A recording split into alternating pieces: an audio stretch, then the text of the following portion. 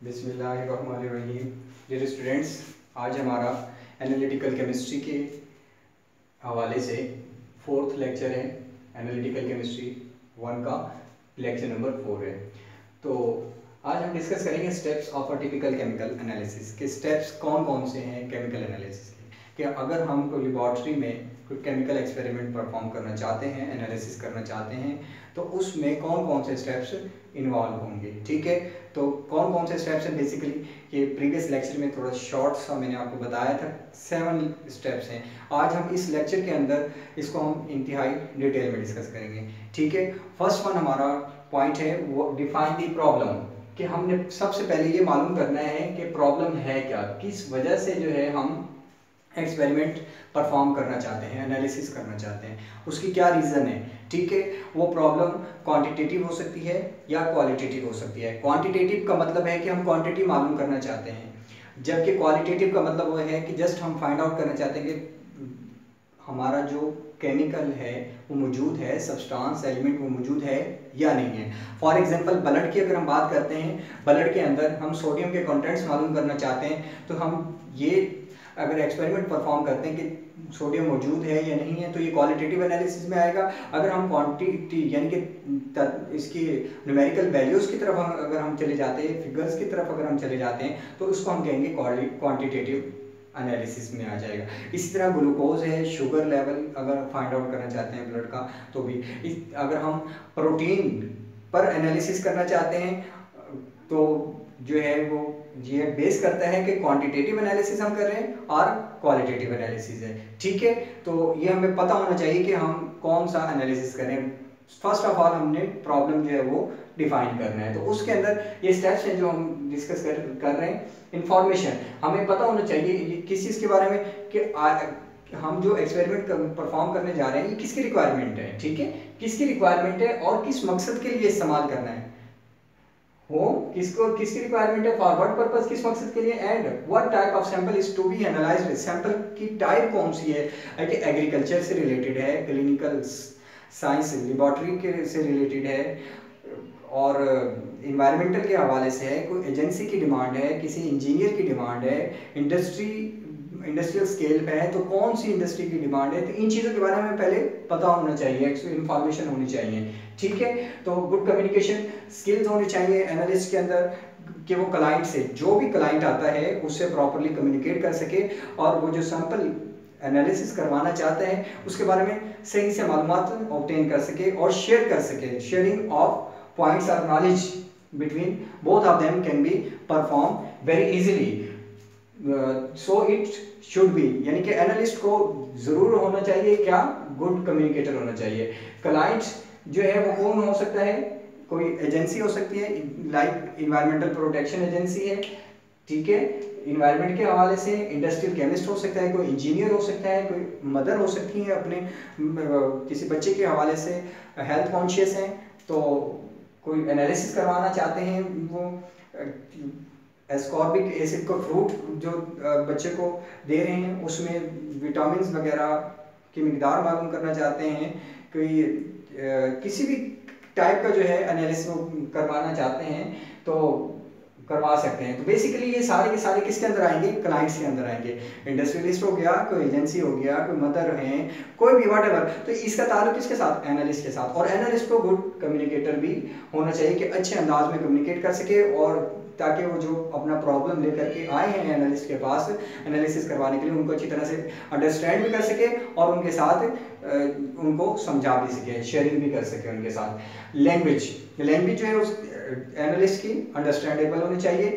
Both of them, कि जो है किसके दरमियान, जो क्लाइंट है उसके दरमियान और उसके अपने खुद के दरमियान, और अपने या टॉप मैनेजमेंट है उनके दरमियान में अच्छे तरीके से।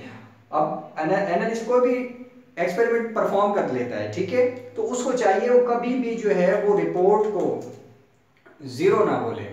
फॉर एग्जांपल वाटर का सैंपल आता है, उसको एनालिसिस करने के लिए दिया जाता है, वाटर का सैंपल एनालिसिस करने के लिए एनालिस्ट को दिया जाता है, तो ये डिफाइन ना करें कि सोडियम के कंटेंट्स के अंदर नहीं है, यानी कि साल्ट्स वगैरह जो मौजूद होते हैं पानी के अंदर, वाटर के अंदर जो मौजूद होते हैं, उनकी मिकदार को जीरो ना कंसीडर करवाएं, ठीक है। हाँ, ये इतना ये डिफाइन करते हैं कि less than the detection limit. उसकी रीजन क्या होती है कि क्यों ना डिफाइन करें कि साल्ट्स ये चीजें मौजूद नहीं है? उसकी रीजन एक है। कौन सी मेन रीजन है? उसकी मेन रीजन ये होती है कि आजकल मॉडर्न इंस्ट्रूमेंट मौजूद हैं। जब मॉडर्न इंस्ट्रूमेंट्स मौजूद हैं, उनकी वजह से, मॉडर्न इंस्ट्रूमेंट्स की वजह से, जो अगर एनालिस्ट डिफाइन कर देगा सपोज दैट सोडियम कंटेंट्स नहीं है, लेकिन मॉडर्न एनालिस्ट माइन्यूट से माइन्यूट क्वांटिटी को भी डिटेक्ट कर लेते हैं। जब वो माइन्यूट से माइन्यूट क्वांटिटी को डिटेक्ट कर लेंगे तो उससे फिर बिल्कुल वेरी इजीली जो है पता चल जाएगा कि कौन कौन से एलिमेंट्स प्रेजेंट हैं या नहीं है। तो क्या करना चाहिए एनालिस्ट को? Less than the detection limit define कर देना चाहिए। फिर What will be the information needed benefits? अगर हम कोई एक्सपेरिमेंट करने जा रहे हैं, एक्सपेरिमेंट परफॉर्म कर रहे हैं, तो इसकी जरूरत कहाँ पर पेश आएगी और जो डाटा हमें एक्सपेरिमेंट के बाद अवेलेबल होगा वो उसका बेनिफिट क्या होगा, फायदा क्या हासिल होगा, ठीक है। Who will use it? कौन यूज करेगा इसको?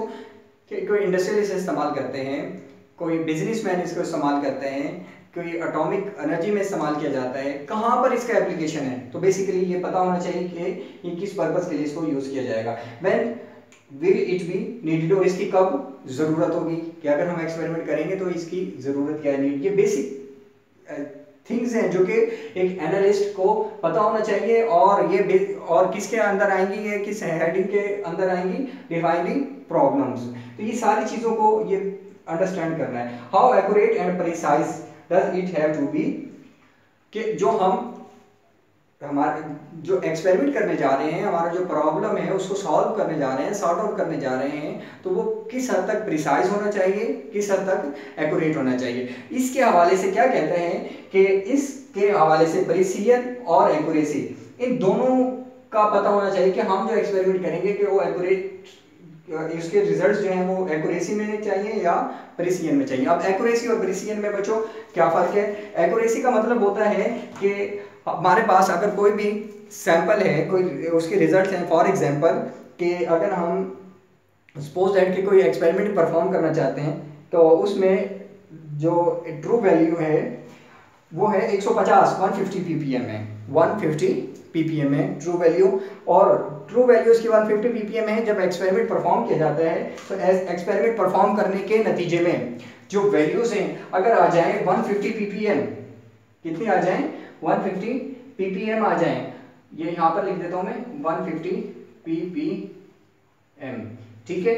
ये है ट्रू वैल्यू। ट्रू वैल्यू का मतलब होता है मेजर्ड वैल्यू और स्टैंडर्ड वैल्यू, जिनके बारे में डिफाइन होता है कि इतनी वैल्यू होनी चाहिए, उसको हम कहते होते हैं ट्रू वैल्यू, ठीक है। Define value, already defined value और स्टैंडर्ड वैल्यूज। अब जब हम ऑब्जर्वेशन लेते हैं, एक्सपेरिमेंट परफॉर्म करते हैं, तो उसको हम ऑब्जर्व वैल्यू कहते हैं। अब ऑब्जर्व वैल्यू अगर आ जाती है 149.99 ppm या 150.1 ppm आ जाते हैं, तो ये जो फिगर है आप देखें 150, यानी कि जो स्टैंडर्ड वैल्यू है उसके बिल्कुल पास है फिगर, ठीक है। इसको हम कहेंगे एक्यूरेसी, ठीक है, ये एक्यूरेसी कहलाएगा। लेकिन प्रिसीजन में क्या कहलाएगा कि वैल्यू हमारी मेजर्ड वैल्यू जो है वो 150 है ppm है, या स्टैंडर्ड वैल्यू 150 ppm है, लेकिन जब हम एक्सपेरिमेंट करते हैं जिसको हम ऑब्जर्व्ड वैल्यू कहते हैं, वो अगर वैल्यू आती है 130 ppm, फर्स्ट टाइम एक्सपेरिमेंट किया, सेकंड टाइम एक्सपेरिमेंट किया 129 ppm आ गई, और फिर फोर्थ टाइम हम एक्सपेरिमेंट करते हैं 131 ppm आई। तो अब हम देख सकते हैं कि ये जो वैल्यूज आ रही हैं वो 130 आ रही है, 129 आ रही है और 131 आ रही है, जबकि एक्यूरेट वैल्यू और स्टैंडर्ड वैल्यू वो कितनी है? 150 ppm है। तो इनमें बहुत ज्यादा गैप है, तो इस वजह से हम इसको क्या कहेंगे? प्रिसीजन कहेंगे। यानी कि ये जो रिजल्ट आ रहा है हमारा एक्सपेरिमेंट करने के बाद, वो बार बार उसी डिजिट के इर्द गिर्द आ रहा है, 130, 129, 131। तो रिजल्ट जो हासिल हो रहा है हमारा उसी फिगर के राउंड अबाउट आ रहा है, लेकिन एक्यूरेट जो है 150 है। तो इसको हम एक्यूरेट नहीं कहेंगे, इसको हम प्रिसाइज कहेंगे, ठीक है। एक्यूरेट का मतलब होता है मेजर्ड वैल्यू और ऑब्जर्व्ड वैल्यू जब पास आती है तो उसको हम एक्यूरेट कहते हैं, ठीक है। तो ये हमें पता होना चाहिए कि हम जो एक्सपेरिमेंट करने जा रहे हैं या जो हमारा प्रॉब्लम है उसको सॉर्ट आउट करने जा रहे हैं, उसके रिजल्ट्स में क्या होना चाहिए, वो वैल्यू जो है वो एक्यूरेट होनी चाहिए या प्रीसाइज होनी चाहिए। उसके बाद जो है नेक्स्ट में हम चलते हैं कि व्हाट इज द बजट, कि हमारे पास बैलेंस कितना है, ठीक है, हमारा बजट कितना है इस एक्सपेरिमेंट को परफॉर्म करने के लिए। जाहिर है इकोनॉमिकली चीज़ों को, एक्सपेरिमेंट को हमने देखना है कि हम उस पर एक्सपेरिमेंट परफॉर्म करने पर मुकम्मल तौर पे पूरा उतर पाएंगे या नहीं उतर पाएंगे। तो ये क्या कहलाएगा, what is the budget, budget कितना है। फिर एनालिस्ट जो बेसिकली प्रॉब्लम सॉल्वर होता है, तो इसको लाजमी है कि क्लाइंट के साथ प्रॉपरली डिस्कस करे, उसको प्लान करे और उसके साथ एक्सपेक्टेड रिजल्ट के हवाले से जो हो सकते हैं उसके बारे में शेयर करे, बताए, ठीक है। यूजफुल रिजल्ट्स जो ऑब्टेन होंगे उनके बारे में एनालिस्ट और क्लाइंट के दरमियान में प्रॉपर कम्युनिकेशन होनी चाहिए, ठीक है। ये चीजें थी सारी डिफाइंड प्रॉब्लम के में। अब number 2 point, as I already told you that there are 7 points, one we have been discussed, now second one select a method. दूसरा जो पॉइंट है कि अगर हमने एक्सपेरिमेंट को परफॉर्म करने जा रहे हैं तो उसमें हम मेथड कौन सा सिलेक्ट करेंगे, ठीक है। मेथड सिलेक्ट करने के लिए कि हम it is a way of analysing a sample for a specific analyse in a specific method के, उसका मेथड क्या होगा, मेथड के बारे में हमें बहुत अच्छे से पता होना चाहिए कि कौन सा मेथड हम ऑप्ट करेंगे जिसकी वजह से हम अपना जो एक्सपेरिमेंट का रिजल्ट है वो अच्छे अंदाज में हासिल करेंगे या एक्सपेरिमेंट को परफॉर्म कर सकेंगे। तो उसके लिए हमें सिलेक्ट मेथड को चूज करने के लिए सबसे पहले हमें पता होना चाहिए कि जो हमारे पास सैंपल है वो किस कंडीशन के अंदर है, आइदर गैस, लिक्विड और सॉलिड, गैस है, लिक्विड है या सॉलिड है, इन तीनों में से एक का पता होना चाहिए। फिर उसके मुताबिक जो है मेथड को सिलेक्ट किया जाएगा। सॉलिड होगा तो डिफरेंट मेथड है, गैस है तो डिफरेंट मेथड है और लिक्विड है तो उसके लिए डिफरेंट मेथड है, ठीक है। उसके बाद size of sample, size of sample बहुत मैटर करता है। साइज ऑफ सैंपल से मुराद ये होता है कि हमारे पास सैंपल की मिकदार कितनी है, ठीक है, सैंपल ज्यादा मिकदार में है या कम मिकदार में है। तो इसके बारे में साइज ऑफ सैंपल के हवाले से हमें पता होना चाहिए कि सैंपल की क्वांटिटी कितनी है। तो जैसे फॉर एग्जांपल कि वाटर का अगर हम सैंपल करना चाहते हैं तो वाटर का जो सैंपल है उसकी अवेलेबिलिटी हमारे पास आम तौर पर वाटर के सैंपल बहुत आसानी से अवेलेबल हो जाता है। लेकिन कुछ सैंपल्स इस तरह से होते हैं कि वो बहुत ज़्यादा कॉस्टली होते हैं, प्रोडक्ट भी वो बहुत ज़्यादा कॉस्टली होती हैं। फॉर एग्जाम्पल अगर गोल्ड के ही अगर हम बात करें कि गोल्ड पर अगर एक्सपेरिमेंट करने लग जाएँ तो उसको हम किस तरह से यूज़ करेंगे, ठीक है।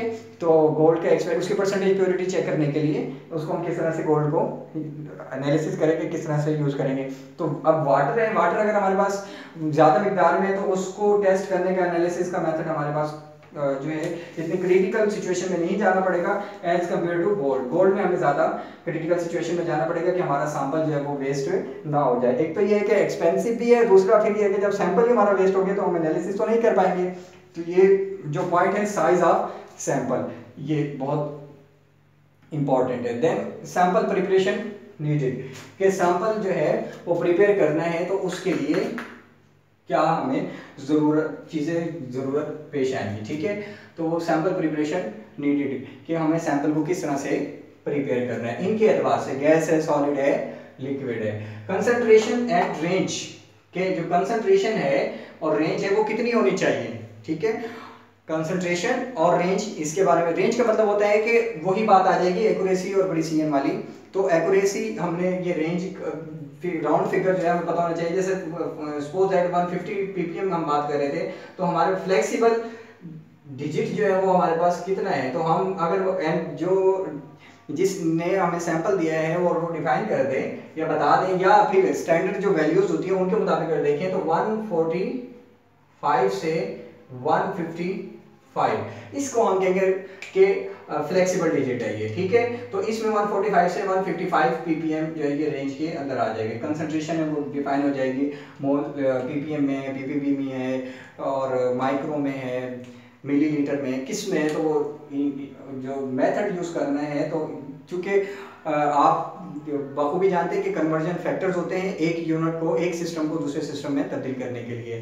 तो मिलीलीटर में आंसर आना चाहिए, लीटर में आंसर आना चाहिए, बैरल में आना चाहिए आंसर, गैलन में आना चाहिए। तो ये डिपेंड करता है कि किस में आंसर आना चाहिए। तो ये कंसंट्रेशन और रेंज के हवाले से। उसके बाद सिलेक्टिविटी नीडेड, कि हमें सिलेक्शन कौन सी करनी है, क्या हमारे पास जो सैंपल आया है वो मिक्सचर है वट कुछ भी है, तो उसमें से हमें डिमांड क्या है, क्या हमारी रिक्वायरमेंट है, तो सिलेक्टिविटी नीडेड के हम क्या, एक्यूरेसी और प्रिसीजन नीडेड। ये पता होना चाहिए कि एक्यूरेसी चाहिए या प्रिसीजन चाहिए इसके बारे में। तो एक्यूरेसी और प्रिसीजन का भी शॉर्टली मैंने आप डिस्कस कर दिया है कि अगर दोबारा बता देता हूँ, एक्यूरेसी का मतलब होता है कि आपके पास पहले जो मेजर्ड वैल्यूज होती हैं और स्टैंडर्ड वैल्यूज होती हैं, मेजर्ड और स्टैंडर्ड वैल्यूज, और दूसरी कौन सी वैल्यूज आ जाएगी, ऑब्जर्व्ड वैल्यू, यानी कि जो एक्सपेरिमेंट करने के बाद हासिल होती हैं। इन ये दोनों अगर वैल्यूज बिल्कुल पास पास होंगी तो हम इसको कहेंगे एक्यूरेसी।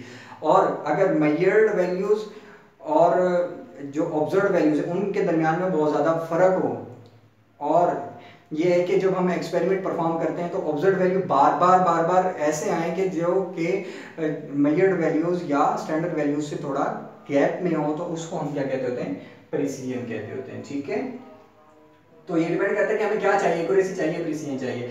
फिर है टूल्स और इंस्ट्रूमेंट अवेलेबिलिटी।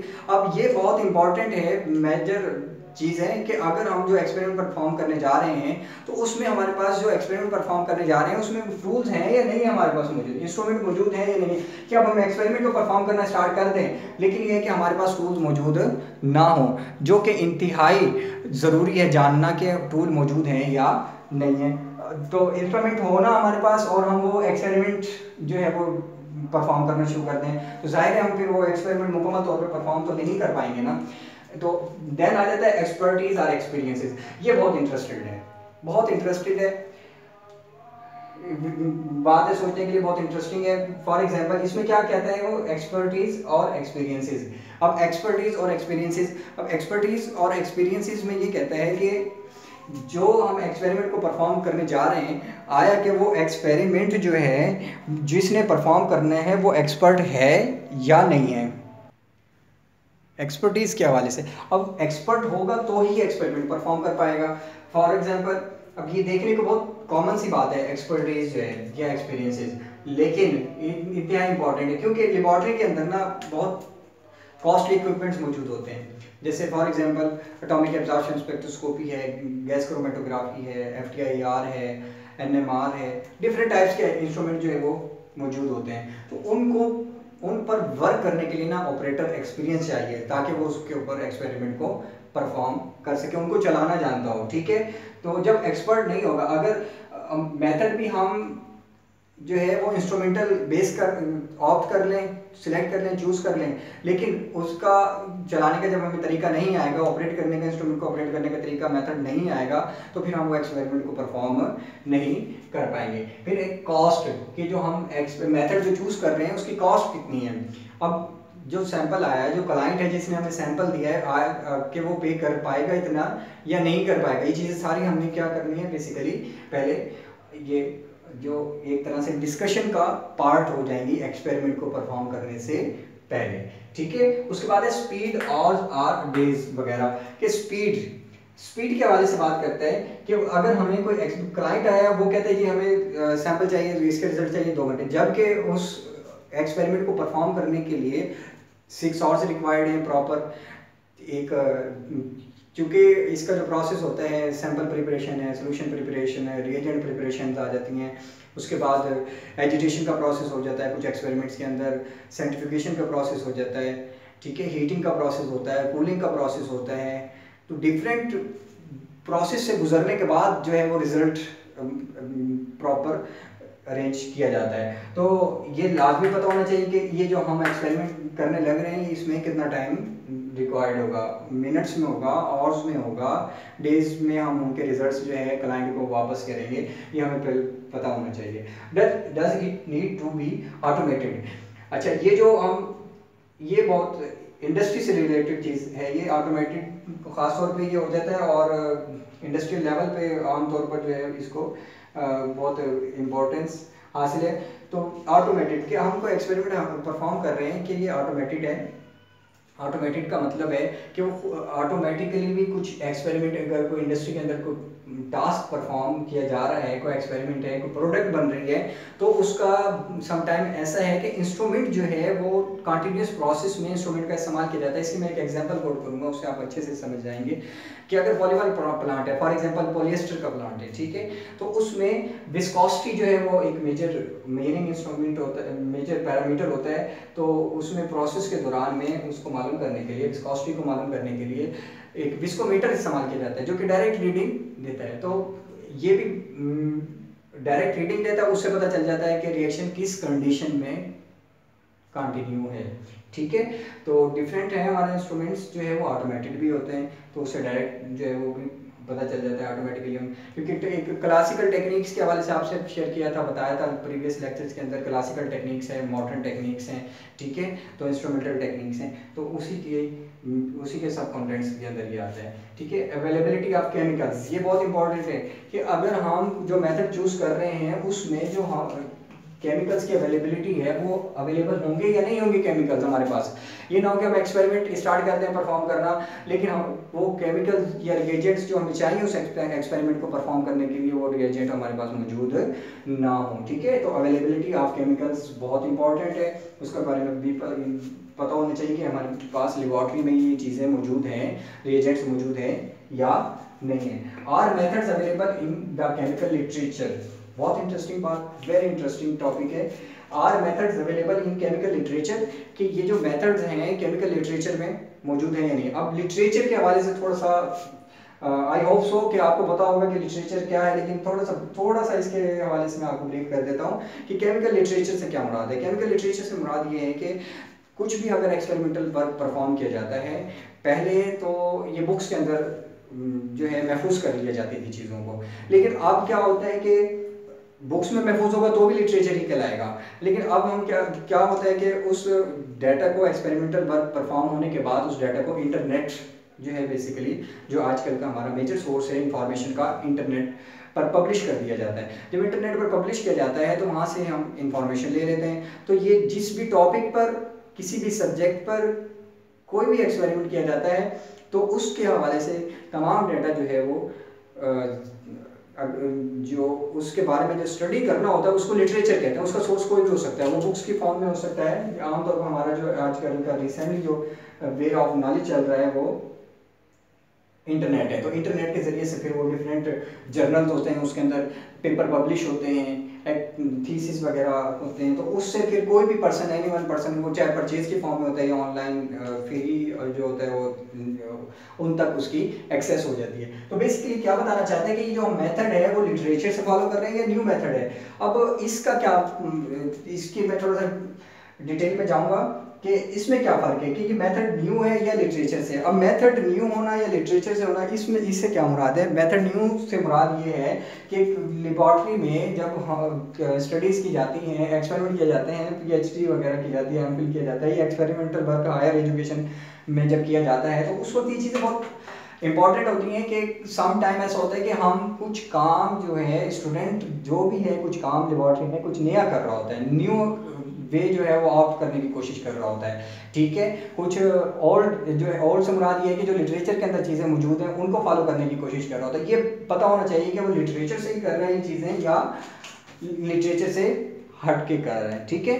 और तो ये लिटरेचर का पार्ट है ये मेथड्स, या लिटरेचर का पार्ट नहीं है कि न्यू एक्सपेरिमेंट कर परफॉर्म किया जा रहा है।